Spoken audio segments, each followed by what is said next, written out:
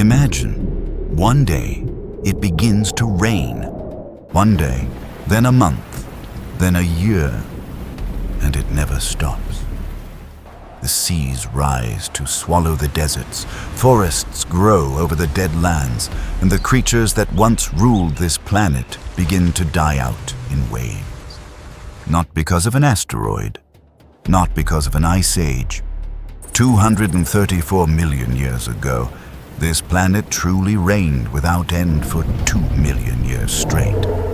A colossal deluge powerful enough to rewrite the entire history of evolution, turning deserts into swamps, wiping out ancient empires, and handing the world to the dinosaurs.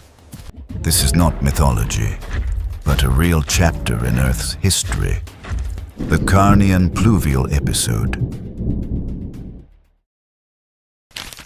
Around 235 million years ago, Earth was a single landmass, the supercontinent Pangaea. From the North Pole to the South Pole, all of today's continents were joined together into one vast piece of land, surrounded by a single ocean, Panthalassa. There was no Atlantic Ocean, no Pacific Ocean, no separated continents. The entire planet was like a super desert, arid, scorching, and so harsh that few places were truly habitable. The center of Pangaea lay thousands of kilometers from the coasts, leaving the region almost untouched by oceanic moisture. There was no ice at the poles, and global temperatures were between 4 and 7 degrees Celsius higher than today. The climate was driven by mega monsoons, extremely intense rainstorms that came only for short periods each year. For most of the year, the ground cracked open, rivers ran dry, and crimson dust blew across lifeless plains. If we could travel back in time to Pangaea, the landscape before our eyes would look much like Arizona or Central Australia today. Endless ridges of red sandstone stretched to the horizon. Sparse shrubs clung to the soil, and only a few trees grew near the rare rivers. In that place, life existed only through extraordinary adaptation. The vegetation back then was entirely different from today. Seed ferns, now extinct plants that looked like ferns but reproduced with seeds, carpeted the ground, perfectly adapted to the arid climate. Ancient conifers, ancestors of modern pine trees, grew along the few rivers that still held water year-round. Cycads, low-trunked plants with thick, wax-coated leaves to prevent water loss, dotted the plains like lonely soldiers standing guard in the desert. The animal life of Pangaea was the result of tens of millions of years of evolution under those extreme conditions. The creatures that survived here were masters of endurance. The dominant species were the Dinosaurs, herbivores the size of cattle, with barrel-shaped bodies, beaked snouts, and 2 curved tusks pointing forward. They were the cows of the Triassic period, spreading across the dry lands. In North America, Placerius moved in herds, using their iron-hard beaks to shear through tough, woody plants. Beside them lived Rhynchosaurus, smaller creatures that fed on roots and tubers, with strong jaws and teeth fused directly to the bone. On the lower tier of the ecosystem were Etosaurus and Desmatosuchus, 4-legged, armor-plated reptiles that looked like armored pigs. Desmatosuchus alone could grow up to 5 meters long, with sharp spikes jutting from its shoulders for defense against predators. And standing at the top of the food chain were the Rauisuchians, distant relatives of modern crocodile. These creatures were not dinosaurs, but they looked nearly identical. Large heads, powerful legs, long tails, and the ability to stand upright on their hind limbs when hunting. Among them, Postosuchus reigned supreme, a hybrid monster between a crocodile and a Tyrannosaurus rex. nearly 5 meters long, with dagger-like teeth and jaws, strong enough to crush the bones of any animal daring to approach the water.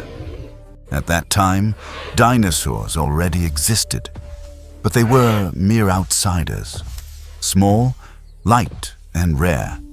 The earliest fossils show that they stood less than 2 meters tall, walked on 2 legs, and lived hidden in the shadows, hunting insects, small lizards, or feeding on carrion.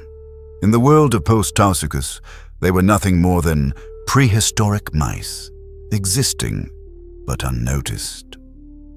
Everything functioned within a stable ecosystem where every creature had already found its place.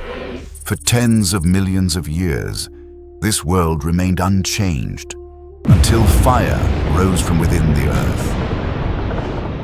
One day, without warning, the ground began to crack open along the western edge of Pangaea.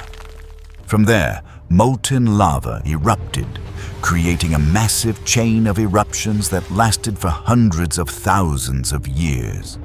At first, it was merely a local disaster, but no one knew that those eruptions would transform the entire planet, wiping out the world of dry land creatures and ushering in an entirely new era. The world of Pangaea was about to end, and it would not end in fire, but in rain.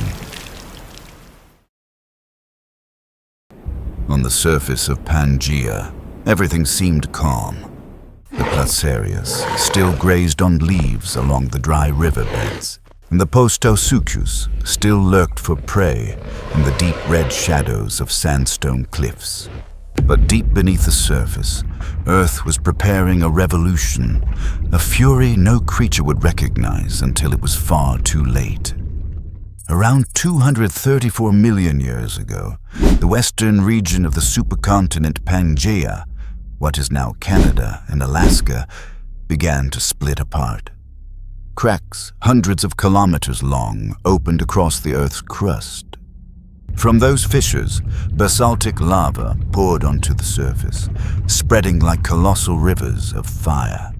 Each flow could be thousands of meters thick, layering over one another for hundreds of thousands of years. These were the Wrangellia eruptions, among the largest volcanic events in the planet's history. Imagine an area the size of all Western Europe, buried beneath a sea of molten lava. Surface temperatures may have exceeded 1,000 degrees Celsius. Trees ignited instantly, animals perished en masse, and the skies turned black with dense ash and smoke. But compared to what came next, that firestorm was only the prelude. Within the lava, billions of tons of carbon dioxide and sulfur dioxide were trapped under immense pressure. As the lava reached the surface, the pressure dropped, causing those gases to surge violently into the atmosphere, like popping the cap of a boiling bottle of soda. For hundreds of thousands of years, the Wrangellia eruptions pumped billions of tons of greenhouse gases into the sky, driving global carbon dioxide levels to heights unseen for hundreds of millions of years. Carbon dioxide is a natural part of the atmosphere, and it's also what keeps Earth warm enough to sustain life. But when carbon dioxide exceeds its natural limits, the greenhouse effect turns the planet into a vast furnace.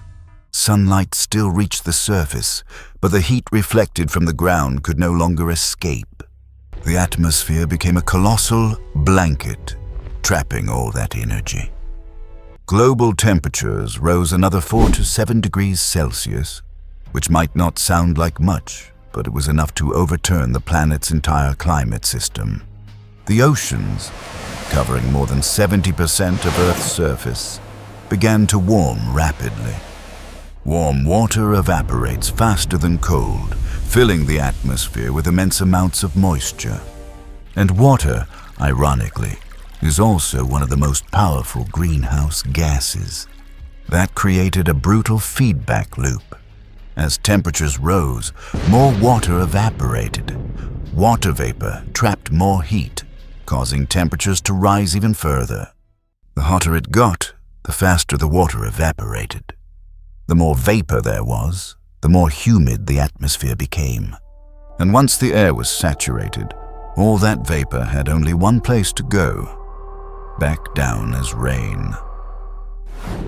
That was when Earth began to burn with fever. Within just tens of thousands of years, a blink in geological time, Pangaea's entire climate system began to collapse. The short, rainy seasons grew longer and more violent. The dry seasons shrank, then vanished entirely. The vast deserts at the heart of the continent, dry for millions of years, suddenly became places where rain never stopped. Science calls this period the Carnian Pluvial episode, or CPE.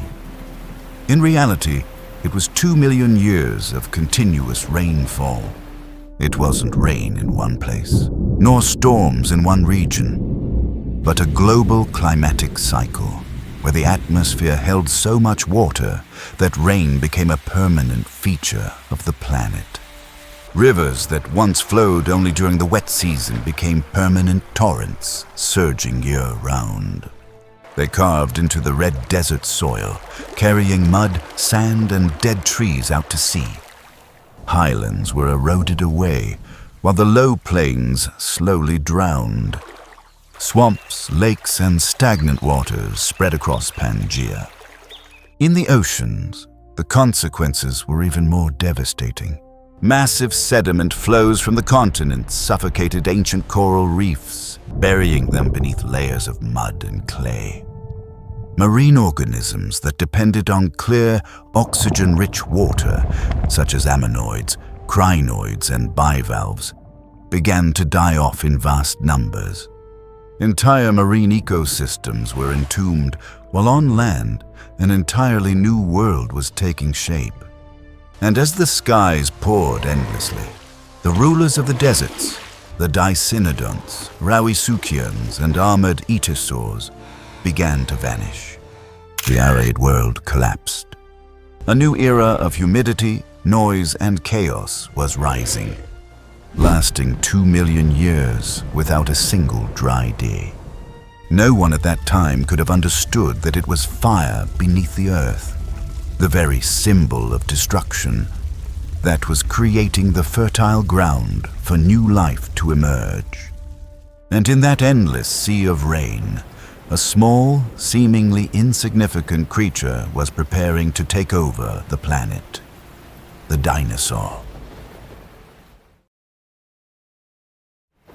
The rain did not come as a furious storm, but as a whisper. At first, just showers that lingered a little longer than usual.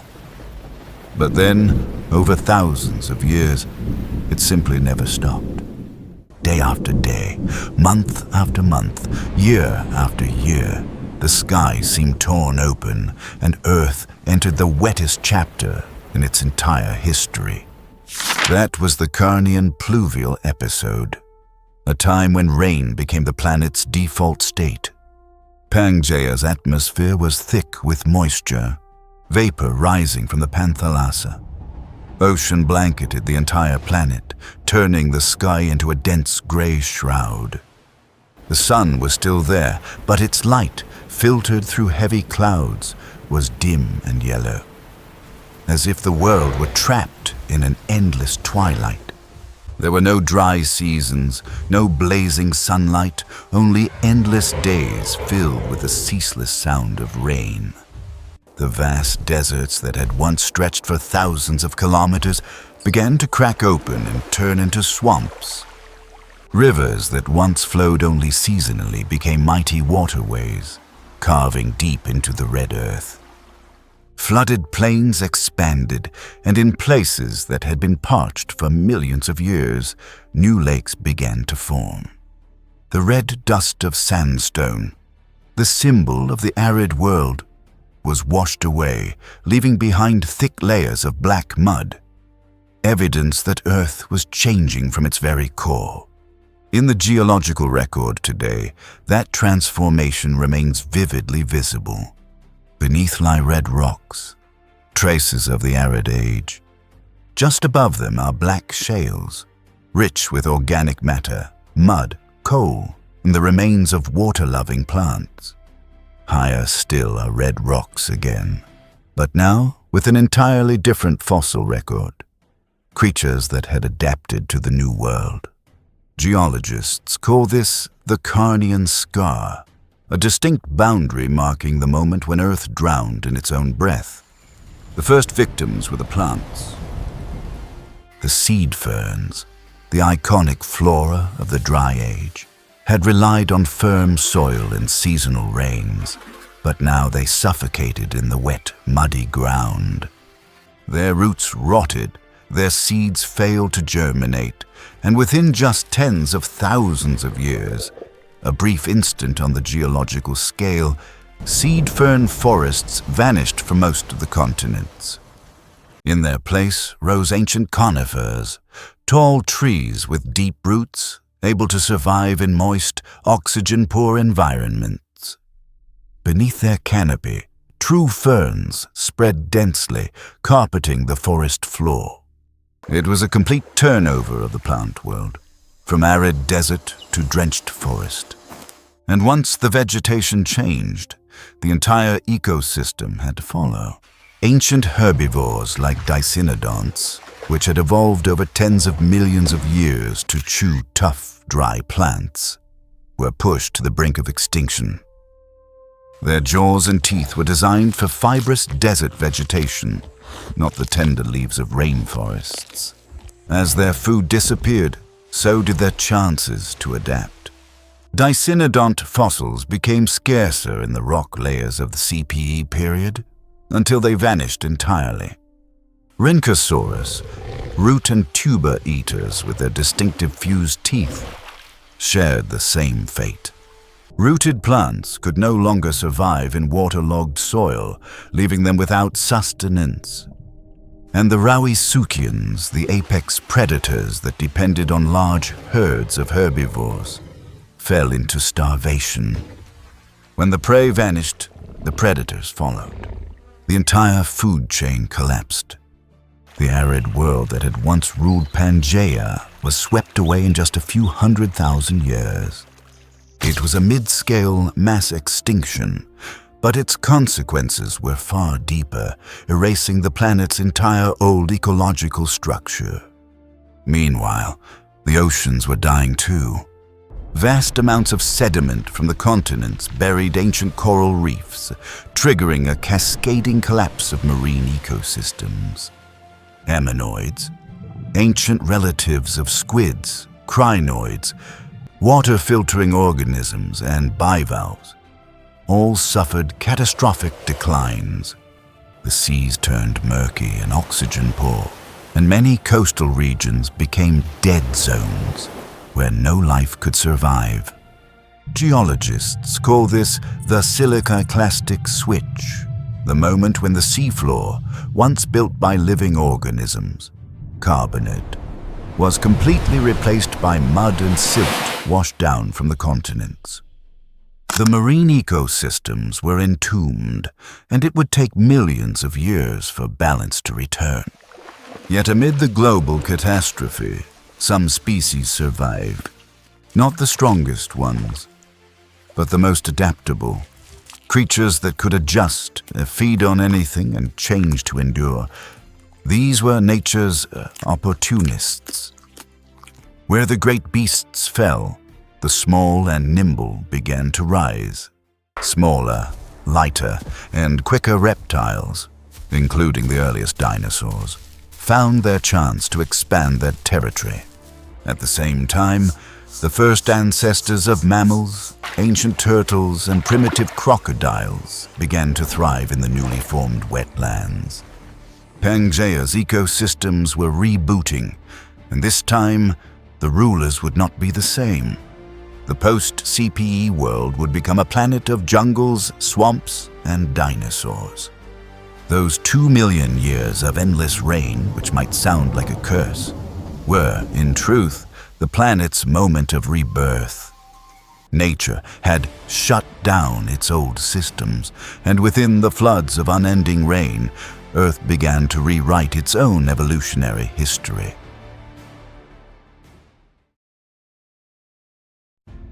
After 2 million years of ceaseless downpour, when the skies finally began to close and the storms subsided, Earth was no longer the same.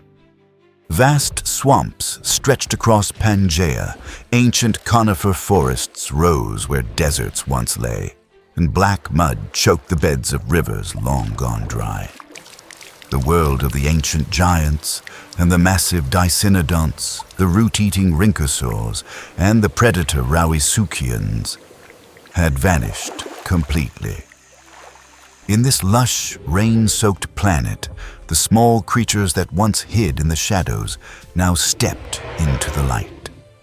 It was the moment when the dinosaurs, the silent survivors, began their rise. Before the CPE, dinosaurs had been mere outsiders in the food chain. They were small, scarce, and stood little chance against the giants that had ruled the Earth for tens of millions of years. The oldest fossils found in South America and dating to around 243 million years ago show that they were only 1 to 2 meters tall, bipedal, light-bodied, and sharp-toothed. They lived in the shadows, scavenging carcasses, insects, or small prey, like ghosts slipping between the red stone forests.